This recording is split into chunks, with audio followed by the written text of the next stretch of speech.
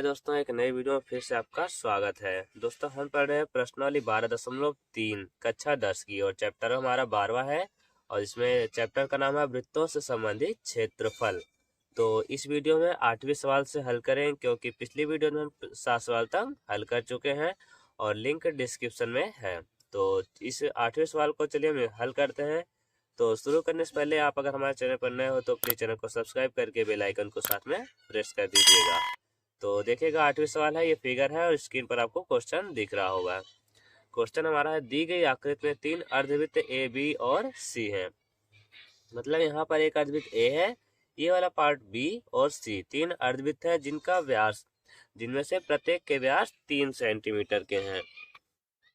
बात समझ में आ रही है? आगे देखिएगा, एक दूसरा अर्धवृत्त ई है, मतलब ये बड़ा वाला पार्ट है जो अर्धवृत्त यहाँ तक ई है, जिसके अंदर 4.5 सेंटीमीटर व्यास वाला एक वृत्त डी है। मतलब ये 4.5 सेंटीमीटर यहाँ जिसका व्यास है और जिसका नाम डी है। छायांकित भाग का क्षेत्रफल ज्ञात कीजिए। छायांकित भाग जो हरा वाला पार्ट, अब ग्रीन पार्ट देख रहे हैं, हमें इसी का क्षेत्रफल निकालना है। तो सवाल को शुरू करने से पहले आप अपने माइंड में एक तरह से फिट कर लीजिए कि हमें निकालना क्या क्या है। ध्यान से देखिए हम जो बता रहे हैं। सबसे पहले आपको वृत्त ई का क्षेत्रफल निकालना है, वृत्त ई का क्षेत्रफल निकालना है। फिर वृत्त बी का क्षेत्रफल निकालना है, उसके अर्धवृत्त ए और सी का क्षेत्रफल निकालना है और पूरा वृत्त डी का क्षेत्रफल निकालना है। तो उसके बाद हम रूल क्या लगाए, हमारा छायांकित भाग का क्षेत्रफल क्या निकलेगा, अर्धवृत्त ई का क्षेत्रफल प्लस अर्धवृत्त बी का क्षेत्रफल, उसके बाद माइनस अर्धवृत्त ए और सी का क्षेत्रफल प्लस वृत्त डी का क्षेत्रफल। ये होगा हमारा पॉइंट। हम कैसे छायांकित भाग को प्राप्त करेंगे, चलिए स्टार्ट करते हैं। तो सबसे पहले हम लिखेंगे दिया है अर्धवृत्त ए, बी और सी का व्यास कितना है, व्यास ये है 3 सेंटीमीटर, ये हो गया 3 सेंटीमीटर। व्यास 3 सेंटीमीटर, तो त्रिज्या क्या होगी, त्रिज्या 3 का आधा होगी, मतलब इसी का 2 भाग। तो ये हो जाएगा 1.5 सेंटीमीटर त्रिज्या हो जाएगी। तो देखिएगा बी पार्ट को अलग रखना है, हमें ए और सी का क्षेत्रफल साथ में निकालना है। तो हम लिखेंगे अर्धवृत्त ए और सी का क्षेत्रफल, तो देखिएगा अर्धवृत्त जितने होंगे उसी से हम गुणा कर देंगे, क्योंकि अर्धवृत्त का पहले फॉर्मूला लिख लेते हैं 1/2 पाई आर स्क्वायर, ये होता है। और इसमें अर्धवृत्त 2 है, इसलिए हम 2 से गुणा कर देंगे। तो 2 से 2 पहले ही हो जाएगा कैंसिल, सबकी वैल्यू रख दीजिए। पाई की वैल्यू होती है 22/7 और आर की वैल्यू देखिए हमें पता ही है 1.5 स्क्वायर है, तो 1.5 2 बार लिख उठेगा। बात समझ में आ रही है? अब इन सब का जब गुणा करेंगे तो याद आएगा हमारा 49.5, पूरे बटा है हमारा 7 अकेले नीचे बचा। फिर 7 से अब जब भाग करेंगे तो ये आ जाएगा 7.07 सेंटीमीटर स्क्वायर। हमें ये पता चल गया अर्धवृत्त ए और सी का क्षेत्रफल।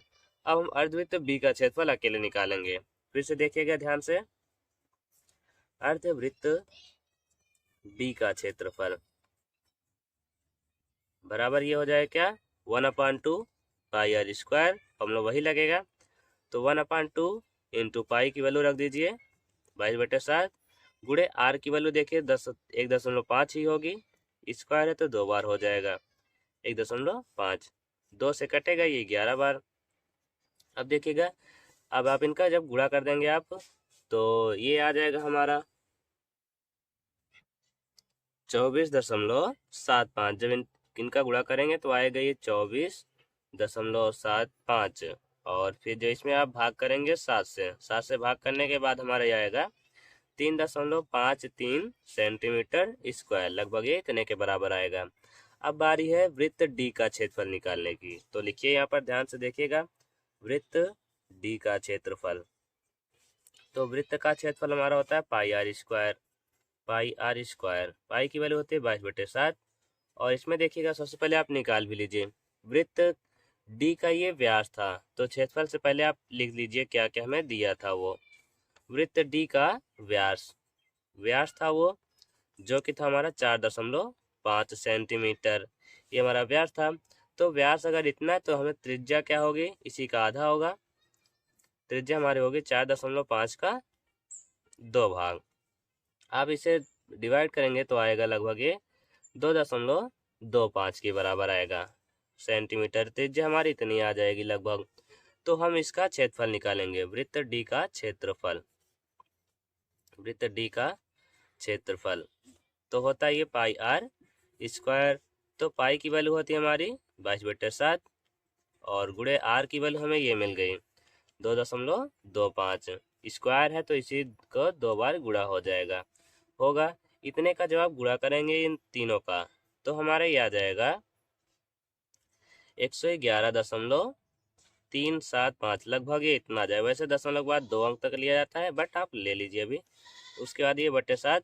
अब भाग करेंगे तो हम दशमलव के बाद केवल 2 अंक तक ही लेंगे, तो भाग करने पर आएगा 15.91 सेंटीमीटर स्क्वायर। इतनी बात समझ में आ गई सबको। चलिए आगे बढ़ते हैं। अब हमें निकालना अर्धवृत्त ई का क्षेत्रफल, बड़ा वाला पार्ट का। तो हम लिखेंगे अर्धवृत्त, सबसे पहले देखिएगा ई, देखिएगा ध्यान से। यहाँ पर क्योंकि जो वृत्त था उसका व्यास था जो ऊपर नीचे दोनों तरफ अर्धवृत्त को टच कर रहा था।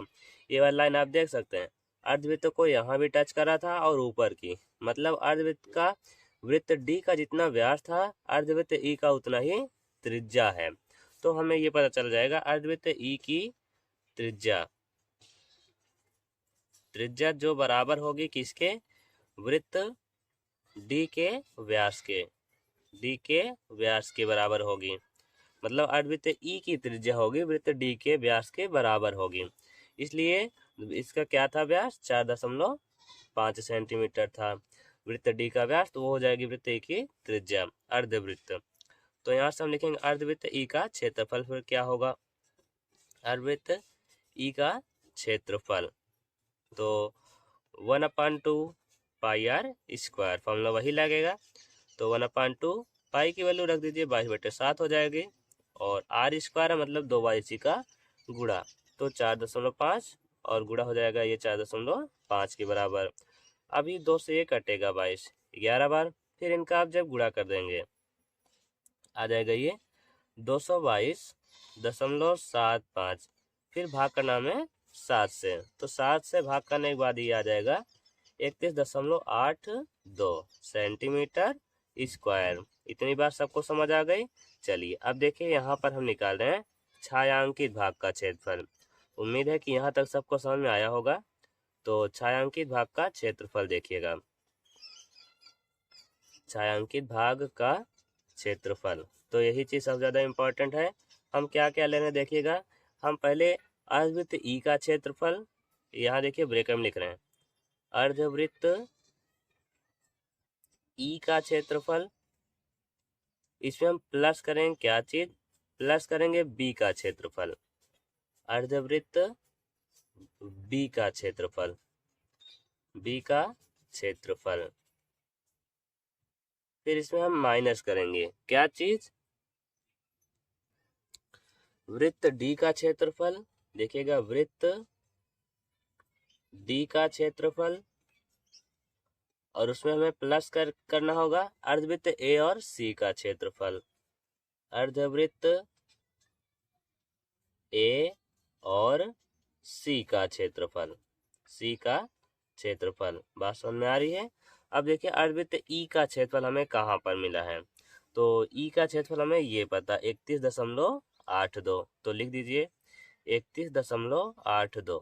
इसमें प्लस करना हमारा अर्धवृत्त बी का क्षेत्रफल, बी का क्षेत्रफल हमें ये मिला 3.53। अब देखिएगा इसमें हमें माइनस करना है क्या चीज, माइनस करना है वृत्त डी का क्षेत्रफल। वृत्त डी का क्षेत्रफल कहाँ पर है, ये है 15.91। फिर उसमें से प्लस करना हमें अर्धवृत्त ए और सी का क्षेत्रफल, जो कि हमने निकाला हुआ है ये 7.07 सेंटीमीटर। अब इन्हें हमें प्लस करना, प्लस करने पर ये आ जाएगा, और इधर आ जाएगा ये 35.35, ये आ जाएगा। फिर इसमें हमें माइनस करना था क्या चीज, माइनस करना था इन दोनों को ऐड करने के बाद, तो इन्हें जोड़ने पर आएगा 22.98। बात समझ में आ गई। अब आप माइनस कर दीजिए इन्हीं दोनों को, तो इधर कर दे रहे हैं। देखिएगा 15, 15 में से 8 माइनस होगा तो बचेगा इधर 7। फिर यहाँ बचा 12 में से 9 गया तो 3। फिर यहाँ पर दशमलव, फिर यहाँ पर आएगा 2, फिर यहाँ पर 1, तो 12.37 ये आ जाएगा सेंटीमीटर स्क्वायर, जो कि हो जाएगा हमारा आंसर। तो दोस्तों अगर आपको कहीं भी डाउट होगा आप हमें कमेंट बॉक्स में पूछिए, वैसे तो आ जाने चाहिए सभी को। तो चलिए फिर आगे बढ़ते हैं 9वें सवाल की ओर।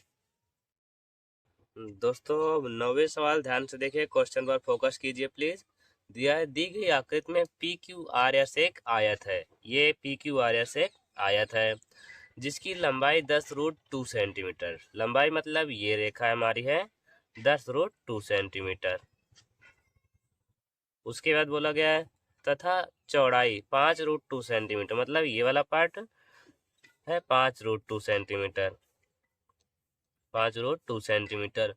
और यदि पी ई डी लिखा है बट डी नहीं क्यू होना चाहिए वहां पर, पी ई क्यू एक समद्विबाहु त्रिभुज है। देखिए हम बता चुके हैं समबाहु त्रिभुज होता है जिसकी सभी भुजाएं बराबर होती हैं, समद्विबाहु होता है जिसकी केवल 2 भुजा बराबर होती है, और विषम बाहु त्रिभुज होता है जिसकी कोई भी भुजा बराबर नहीं होती, सभी अलग अलग नाप की होती है। तो इसमें समद्विबाहु मतलब ये वाली रेखा और ये रेखा बराबर है। और उसके बाद बोला गया है जिसे व्यास पी क्यू वाले अर्धवृत्त के अंतर्गत बनाया गया है। ये पी क्यू के अंतर्गत इसे बनाया गया, मतलब पी क्यू वाला एक अर्धवृत्त का व्यास है पी क्यू, इसके अंदर ये समद्विबाहु त्रिभुज बनाया गया है। तो हमें छायांकित भाग का क्षेत्रफल निकालना है। तो चलिए स्टार्ट करते हैं। सबसे पहले हम लिखेंगे दिया है, हमें जो जो चीज दिया हुआ था हम वो लिख लेते हैं। तो दिया है हमारे पास आयत जो है हमारा पी क्यू की लंबाई दी हुई है। तो आयत पी क्यू आर एस, आयत का नाम था हमारा पी क्यू आर एस की लंबाई दी हुई हमें 10√2 सेंटीमीटर, और चौड़ाई कितनी है 5√2 है। तो चौड़ाई बराबर हमारी है 5√2 सेंटीमीटर। इसके बाद हमें एक व्यास दिया हुआ है, मतलब अर्धवृत्त का व्यास। तो हम लिखेंगे अर्धवृत्त का व्यास, व्यास कितना था वो, व्यास मतलब पी क्यू की दूरी थी हमारी 10√2 सेंटीमीटर। तो व्यास ये होगी तो त्रिज्या क्या होगी, इसकी त्रिज्या क्या होगी अर्धवृत्त का, इसी का 2 भाग, मतलब इसी का हम आधा कर देंगे तो हो गया ये 2। तो 2 से 10 कटेगा 5 बार में, तो आ जाएगा 5√2 सेंटीमीटर। बात समझ में आ गई। अब तुरंत हम इसका क्षेत्रफल निकालेंगे। तो लिखेंगे अर्धवृत्त का क्षेत्रफल, अर्धवृत्त का क्षेत्रफल क्या होता है 1/2 पाई आर स्क्वायर होता है। तो 1/2 इंटू पाई की वैल्यू होती है 22/7, और आर स्क्वायर, आर की वैल्यू ये 5√2, तो यही 2 बार लिख उठेगा 5√2 इंटू में 5√2। समझ में आए बात। अब देखिएगा 2 से कटेगा ये 11 बार कटेगा और कोई कटेगा नहीं, तो 11 गुणा, अब देखिए 5 और 5 गुणा होगा तो आएगा 25, और 25 यहाँ √2 और √2 का गुणा होगा तो √2 हट जाएगा, केवल 2 अकेले बचेगा, वो भी गुणा में आ जाएगा। तो इन सब का जब आप गुणा करेंगे तो आ जाएगा 550, बट्टे में आ जाएगा ये 7। तो आप जब भाग करेंगे तो आएगा 78.57 सेंटीमीटर, ये आ गया। बात समझ में आ गए। अब समद्विबाहु देखिएगा, त्रिभुज का क्षेत्रफल होता है 1/2 गुणे आधार गुणे ऊंचाई। आधार तो ये हो जाएगी क्योंकि त्रिभुज ऐसा है, तो आधार ये पी क्यू मान हमें पता है, और ऊंचाई हमारी ये देखिए ये वाली होगी, ये होगी ऊंचाई। तो जितना ये आयत है क्योंकि, तो जितनी इसकी ये सब भुजा होगी उतना इसकी ऊंचाई होगी, तो ऊंचाई हो जाएगी 5√2, और ये उसकी आधार हो जाएगी। तो हम लिखेंगे त्रिभुज पी ई क्यू की का आधार का, त्रिभुज पी ई क्यू की आधार वाली की आधार रेखा हो जाएगी 10√2, और इसकी ऊंचाई क्या होगी, ऊंचाई हो जाएगी ये वाली रेखा जो 5√2 के बराबर है, 5√2। अब इसका हम क्षेत्रफल निकालेंगे। त्रिभुज का क्षेत्रफल। त्रिभुज का क्षेत्रफल होता है क्या? ये 1/2 गुणे आधार गुणे ऊंचाई, यही होता है। अब देखिएगा, सबकी वैल्यू हमें पता ही है। आधार की वैल्यू देखिए 10√2 और ऊंचाई पता हमें ये 5√2, तो हो गया ये 5 और √2। अब देखिए 2 से ये कट जाएगा 5 बार, तो हमारा बचेगा क्या? 5 और 5 का गुणा करेंगे तो आएगा 25 और √2 है, √2 है, √2 का गुणा √2 में होगा तो रूट हट जाएगा, 2 अकेले बचेगा।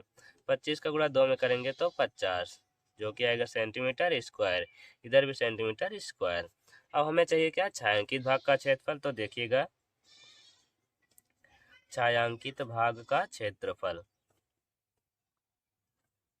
हम अर्धवृत्त के क्षेत्रफल में से त्रिभुज का क्षेत्रफल माइनस कर देंगे, तो लिखेंगे अर्धवृत्त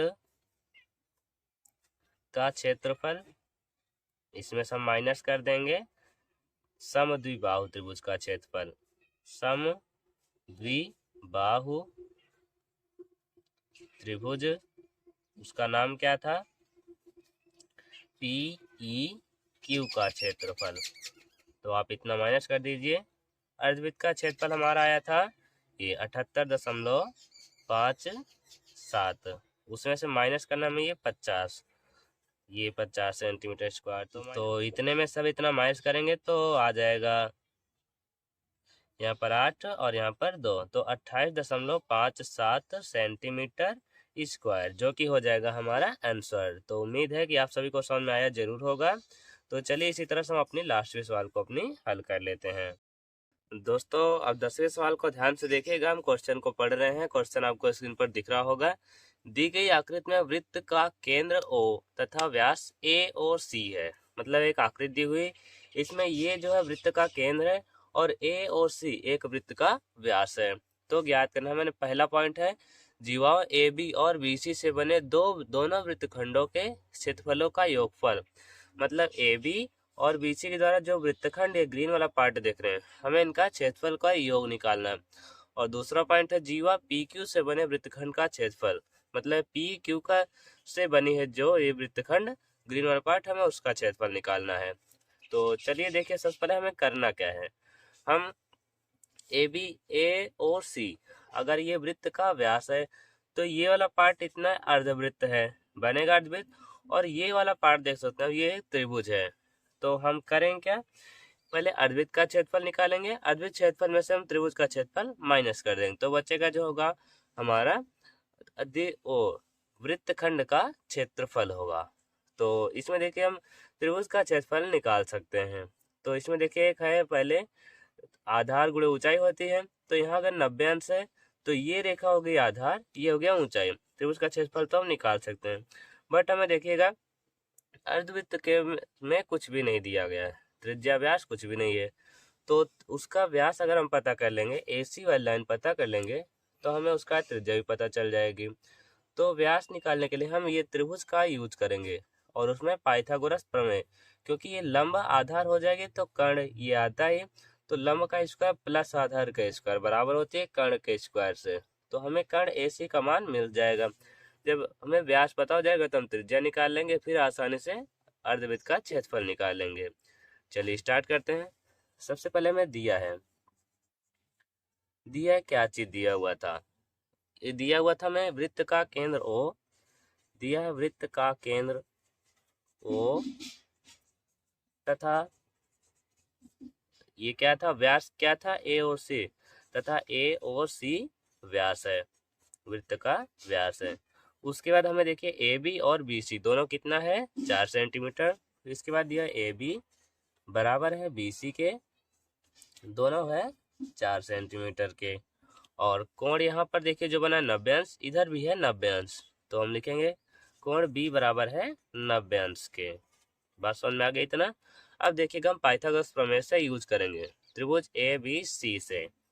तो त्रिभुज ABC में पाइथागोरस प्रमेय से, तो पाइथागोरस का ये प्रमेय यही होता है कर्ण का स्क्वायर, और कर्ण यहाँ पर है ये वाली रेखा, तो एस, क्योंकि 90 अंश के सामने भुजा हमेशा कर्ण होती है, तो AC का स्क्वायर बराबर है लंब। लंब आधार दोनों इसमें चाहे जिसे भी आप मान सकते हैं, क्योंकि दोनों रेखा समान ही है। तो ए बी का स्क्वायर प्लस बी सी का स्क्वायर, बात समझ में आ रही है। अब ए बी का मान और बी सी दोनों का 4 ही है, तो अब 4 का स्क्वायर कर देंगे और प्लस बी सी का स्क्वायर भी 4 का स्क्वायर रख देंगे। 4 का स्क्वायर कर देंगे 16 प्लस 16, फिर दोनों का स्क्वायर करेंगे आ जाएगा 32। ये मिला हमें ए सी का स्क्वायर। अब हमें ए सी का मान चाहिए तो क्या करेंगे, अंडर रूट 32 हो जाएगा। अंडर रूट 32 को हम क्या लिख सकते हैं, ध्यान से देखिएगा इधर। जैसे आप 32 का पहले एलसीएम करेंगे तो 2 16, फिर इधर 2 से 8 आ जाएगा, फिर 2 से 4, फिर 2 से 2, यहाँ पर 2 1। तो जब आप गुणनखंड करते हैं वो स्क्वायर करते हैं, तो जो यही चीज़ रहता है वही आप इधर लिख देते हैं, जितनी बार होता है लिखते हैं। फिर अंदर आप जोड़ा बनाते हैं दो दो का, एक पेयर ये बन रहा है, एक पेयर ये बन रहा है। जितना पेयर बनता है दो दो का आप उसे बाहर लिख लेते हैं। एक बार पेयर इधर बन रहा है, एक पेयर इधर, तो 2 गुणे 2। फिर अंडर रूट के अंदर जो बचा, अंडर रूट के अंदर केवल 2 बचा हमारा, उसे लिख देते हैं। फिर 2 और 2 गुणा कर दें 4 और रूट 2, मतलब 32 को आप 4 रूट 2 लिख सकते हैं सेंटीमीटर। बात समझ में आ गई सबको ये। चलिए आगे देखते हैं। अब हमारा है, जब हमें ये पता चल गया AC मतलब व्यास हमें पता चल गया, इसलिए हम लिखेंगे अतः वृत्त का व्यास, वृत्त का व्यास क्या हो गया ये 4 रूट 2 सेंटीमीटर। जब हमें व्यास पता चल गया तो हम त्रिज्या भी निकाल सकते हैं। तो त्रिज्या बराबर क्या हो जाएगी, 4 रूट 2 बाई 2 बटे हो जाएगी 2, 2 से कटेगी ये 2 बार में, तो क्या होगा 2 रूट 2, ये अकेले बचेगा जो कि होगी हमारी त्रिज्या। तो अब अर्धवृत्त की त्रिज्या पता चल गई, तो अब हमें निकालना क्या था। सबसे पहला पॉइंट हम देखते हैं। सबसे पहला पॉइंट हमें निकालना था, ध्यान से देखिएगा, जीवाओं AB और BC से बने दोनों वृत्तखंडों के क्षेत्रफलों का योग। सबसे पहले हम ये लिख लेंगे, जीवाओं AB और BC से बने दोनों वृत्तखंडों के क्षेत्रफलों का योग, वृत्तखंडों के क्षेत्रफलों का योग। तो ये कैसे प्राप्त होगा हमें, ध्यान से देखिएगा, क्षेत्रफलों का योग बराबर होगा, हम अगर अर्धवृत्त के क्षेत्रफल में से, मतलब अर्धवृत्त का क्षेत्रफल, ये तो हम शॉर्ट में कर रहे हैं, नहीं तो अगर हम एक एक स्टेप वाइज निकालेंगे तो बहुत लॉन्ग हो जाएगी और जगह थोड़ी कम पड़ जाएगी, तो हम इसलिए एक शॉर्ट में कर रहे हैं, बस आप ध्यान से देखते जाइएगा। अर्धवृत्त का क्षेत्रफल, इसमें से हम माइनस कर देंगे त्रिभुज ABC का क्षेत्रफल, त्रिभुज ABC का क्षेत्रफल। तो इसमें आप देखिएगा, हमें पता है आधार हमारी रेखा ये है, ऊंचाई ये है, तो देखिएगा अर्धवृत्त का क्षेत्रफल होता है थीटा बटे 1/2 पाई आर स्क्वायर, ये होता है 1/2 पाई आर स्क्वायर, ये होता है। फिर माइनस त्रिभुज का क्षेत्रफल 1/2 इंटू आधार, मतलब आधार गुणे ऊंचाई, ये होता है हमारा।